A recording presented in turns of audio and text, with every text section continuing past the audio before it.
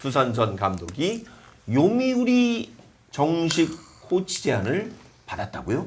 네, 저도 어제 일본 포털 사이트를 네. 보고 좀 많이 놀랐습니다. 그리고 이걸 가볍게 다룬 게 아니라 어허. 뭐 일본의 유력 매체들 있죠. 데일리 스포츠, 스포츠워치, 뭐 스포니치 아넥스 전부 다 이거를 굉장히 좀 크게 비중 있게 보도를 해서 일본의 기사들을 좀 보면 사실 비슷한 내용으로 가는 경우가 굉장히 많거든요. 그런데 어제는 스포츠 호치에는 조금 더 세세한 멘트가 들어가 있고 데일리 스포츠에는 아베 감독이 왜 영입했는지에 대한 짧은 코멘트가 있고 이래서 굉장히 좀 보는 재미가 있었어요 어제는. 아니 네. 원래는 사실은 이제 뭐 캠프 잠시 임시로 뭐 기사도 나옵니다만 2주간 임시 코치를 하기로 했던 건데 정식 코치를 제안할 정도로 뭔가 이게 저 아베 감독도 그렇고 구단에서도 그렇고 뭔가 이승엽 감독 전 감독에게 매력을 느꼈던 거 아니겠어요? 아무래도 타격을 가리키는 건 아이고. 뭐좀 팀을 이끄는 게 아니라 타격을 가리키는 건 타격 코치. 아무래도 쪽집게처럼 뭔가 잘 찝어졌을 가능성이 굉장히 높지 않을까요? 저는 이걸 좀 일찍 들었어요. 이거 이제 발표되기 전에 그쪽에서 왜냐면 이제 이승엽 감독이 이제 두산에서 물러나고 한동안 조용히 그렇죠. 집거를 하고 그때 있다가 이제 시즌이 끝나면서 뭐 여러 가지 얘기 나왔습니다. 물론 이제 인스트럭터도 가고 그랬는데 뭐 타 방송 쪽에서도 다시 방송 복귀를 네, 요청을 했다는 얘기 들었어요. 타진을 하고 뭐 이러는 과정에서 얘기를 들었어요. 인스트럭터로 가고 좀 있다가 정식으로 제안을 받아서 이제 본인이 고민하고 있다라고 얘기를 맞습니다. 들었는데 이제 결국 이게 이제 기사화가 됐고 현지에서도 근데 본인이 아직 결정은 안 내리고 좀 보는 것 같더라고요. 예.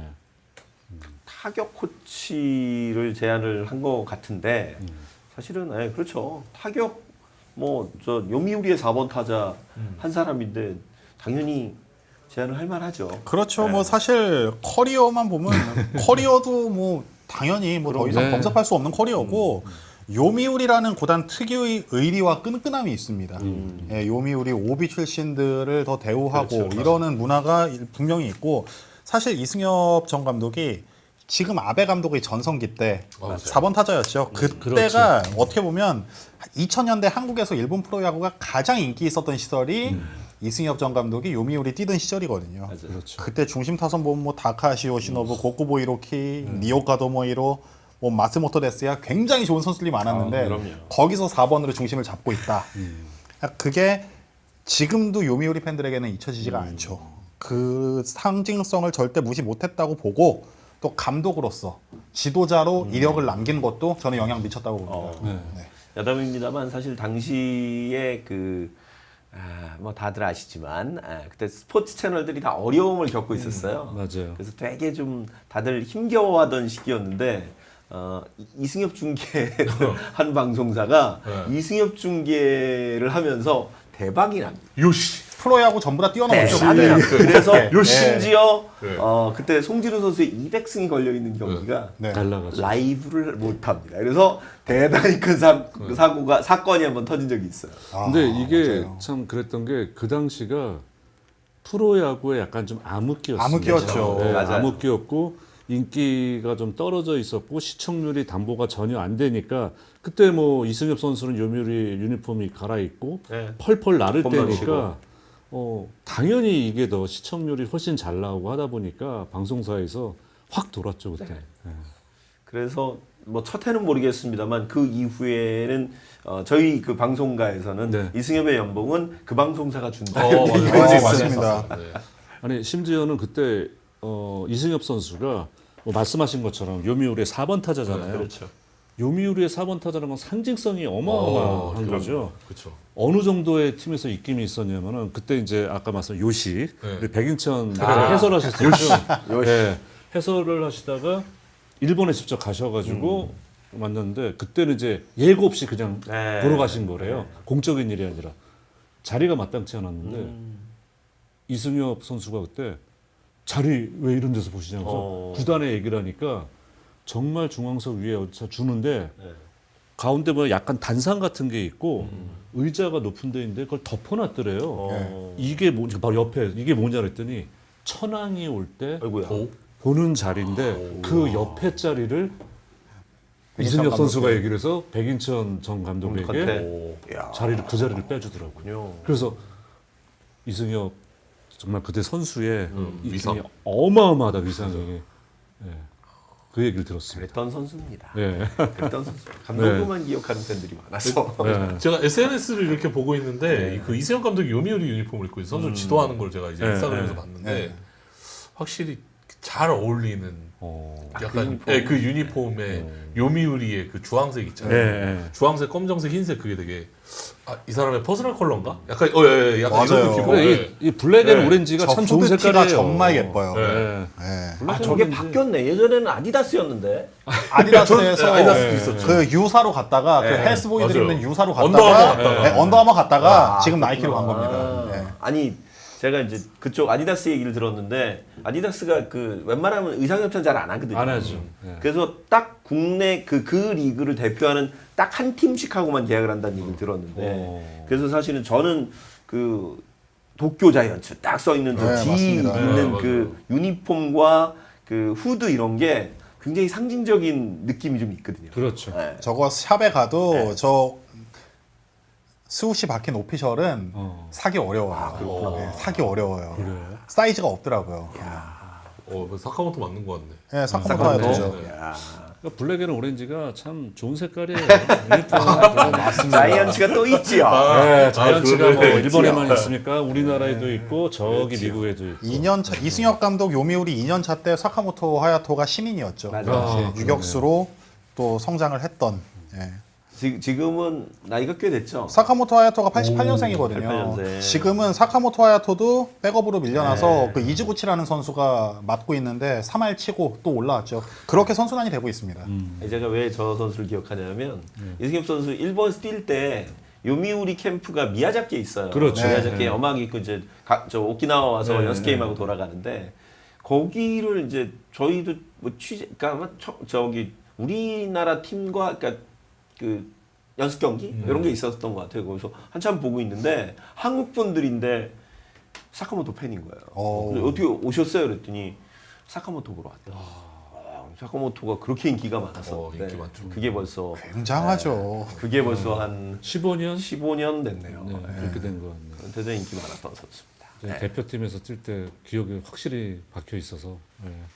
아니 근데 이제 사실은 이게 되게 아이러니한 게 이승엽 그 감독이 사실은 코치 커리어를 이렇게 쌓고 이렇게 딱 감독으로 왔으면 좋은데 사실 코치를 안 하고 감독으로 바로 왔기 때문에 사실 그 부분도 감독 시절 내내 좀 알게 모르게 비난이 됐던 포인트 중에 하나였거든요. 네. 그죠? 그렇죠. 그때 이제 어떻게 보면은 1호였잖아요. 맞아요. 그런 지도자 경험이 전혀 전무한 상황에서 프로팀의 감독으로 올라간 케이스였기 때문에 어떻게 보면 좀 파격적인. 맞습니다. 또 그러면서 사실 저희는 이제 뭐 이런 얘기 합니다만은 이런 사람 있잖아. 아, 나는 코치 안에서 바로 감독하고 싶어라고 얘기했지만 다들 비웃었는데 또 실제로 된 적이 없어요. 이승엽 감독이 된 다음에 은퇴 선수고 지도자 원하는 선수들 중에 은퇴 선수 중에서 상당히 희망을 가졌던 네, 또 그런 기억도 있어요. 그러니까 사실은 이제 뭐 어찌 보면 저 유니폼도 그렇고 굉장히 좀 잘 어울리고 또 거기서 또 이제 좋은 그 성과를 좀 내면 네. 이승엽 감독 본인에게도 굉장히 좋은 그 새로운 전기가 되지 않을까 기대감이 생깁니다. 그렇습니다. 뭐 사실 지금 이번에 좀 전체적인 인터뷰를 봐도 뭐 아베 감독이 데일리 스포츠하고 인터뷰를 해서 이승엽 감독이 선수에게 다가가는 지도를 하고 있다라고 이야기를 했고 뭐 마무리 캠프 2주간의 모습으로 모든 걸 판단할 수는 없겠죠. 뭐 일본은 또 사람 채용에 굉장히 신중합니다. 예, 그럼에도 불구하고 캠프 만료 시점에 이런 제안을 한 건 선수들과 스킨십을 하고 또 4번 타자로서 요미우리의 문화도 어느 정도 알고 있고 이런 부분이 굉장히 좀 긍정적인 평가를 남겼다. 저는 이렇게 좀 해석을 해볼 수 있다고 봅니다. 그렇군요. 네. 네. 사실 저 이승엽 감독이 사실은 이제 정식 코치가 되면 이게 처음은 아니라고요? 요미우리 김기태 감독. 김기태 맞아요. 감독이 김기태 감독 이전에 맞죠. 22년에 1군 타격 코치로 갔었고 아. 이전에도 2000년대 초 2007년 그때 요미우리에서 또 지도자 연수를 받으면서 퓨처스팀 2군에서 또 코치를 하고 올라왔죠. 네. 그때 오타타이시 선수가 정말 그 눈물 쏙 빼게 혼난 적이 있는데 김기태 감독한테 그런 스토리들을 보면 김기태 감독이 또 요미우리에 있었고 그렇죠. 그리고 이승엽 감독은 또 요미우리 출신의 지도자가 될 수 있는 거잖아요. 예, 그래서 또 한국과의 커넥션 이런 것도 좀 괜찮다 이렇게 네. 보면 될 것 같아요. 아직 뭐 이제 이승엽 감독이 수락을 한 건 아닌데 네, 수락을 고민 하게 중이십니다. 되면 네. 이게 사실은 또 새로운 KBO 그 어떻게 보면 지도자 시장에도 새로운 또 좋은 계기가 되지 않을까 이런 생각을 해보게 되는데요. 그렇죠. 최근에는 이제 국내 선수들이 오히려 아마추어 선수들이 뭐 그쪽 독립리그라든가 또는 뭐 대학팀이라든가 이렇게 일본으로 야구 역하는 선수가 간간히 있어요. 근데 사실 이제 프로 선수들이 이제는 맥이 끊겼죠. 일본 진출하는 선수들이. 그러니까 이대호 오승환 선수 이후에는 지금 뚜렷하게 나오질 않고 있고 뭐 해외 진출하면 이제 다 메이저리그 쪽을 좀 그렇죠. 많이 겨냥을 하고 있잖아요. 근데 이렇게 아시아 쿼터제가 하면서 우리도 일본 선수들을 또 데려올 기회도 분명히 있을 것이고 네. 또 이번에 당장 나올 수도 있잖아요. 이제 이런 상황이기 때문에 또 실제로 나왔고 이런 교류는 우리가 아까 대만 좋은 말씀하신 것처럼 일본과도 그렇게 계속하면 마치 이번에 이제 내일 당장 벌어지는 대표팀 간의 이런 교류전. 그렇죠. 우리가 사실 대회에서는 많이 일본 팀하고 승부하지만 이런 교류전 없었잖아요. 맞습니다. 그러니까 저는 서로의 발전을 위해서 참 좋은 난 좋은 뭐랄까 사례가 남지 않을까 또 생각합니다. 그렇죠. 사실 능력을 인정받고 일본 프로야구 코치로 수출되는 사례를 기대해 볼 수도 있다는 거 굉장히 긍정적 요소고 일본 프로야구 감독 출신 인사가 한국 KBO 리그의 코치를 맡았던 사례도 있잖아요. 그럼요, 이전에 그럼요. 뭐 당장 올해 이마이 토시아키 코치 그리고 한화 타격 코치 맡았던 타나베 노리오 전 세이브 감독 그리고 이토 스토무 전 세이브 감독 두산 수석 코치 맡았고 그런 걸 보면서 한국의 지도자들도 충분히 기량을 쌓아서 또 선진 야구를 또 배우고 이런 선순환이 이어지면 굉장히 좋지 않을까 싶습니다.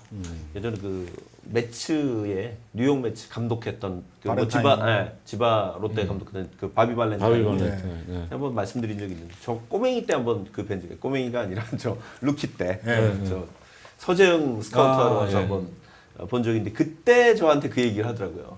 진정한 월드 시리즈는 미국이 하고 있는 월드 시리즈가 아니라 전 세계가 만나서 야구를 교류하는 그게 바로 진정한 월드 시리즈다라는 얘기를 제가 97년 언저리에 들었네요. 예.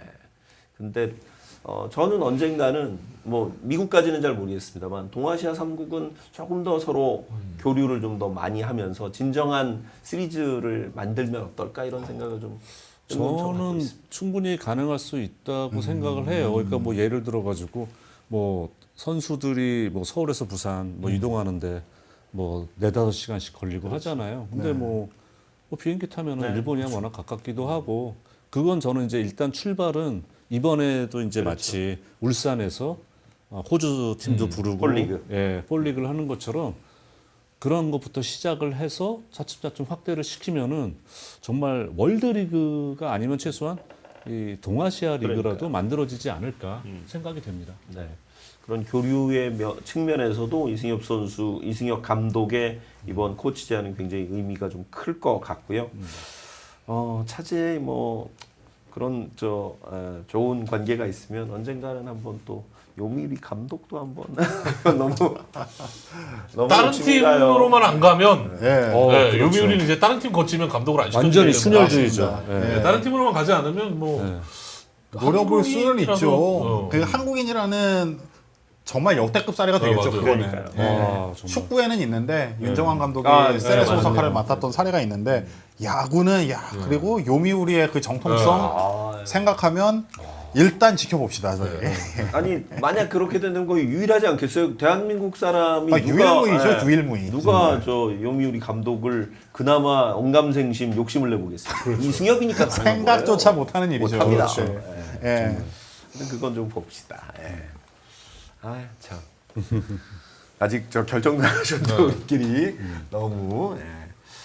아마 이제 저 가족들하고도 좀 떨어져 있어야 되고 여러모로 이제 결정할 부분이 좀 있겠죠. 맞습니다. 예. 예, 그것도 있는데 어떻게 보면 또 굉장히 입지전적인 그 자리에 오르기 위한 도전일 수도 있잖아요. 그래서 뭐 현명한 선택을 하시겠지만 분명히 좋은 이 제안을 받은 것만으로도 굉장히 좀 의미가 크다라고 좀 해석을 해볼 수 있을 것 같아요. 네. 하여튼 이승엽 감독의 요미우리 정식 코치 제안 계속해서 한번 좀 지켜보도록 하겠습니다.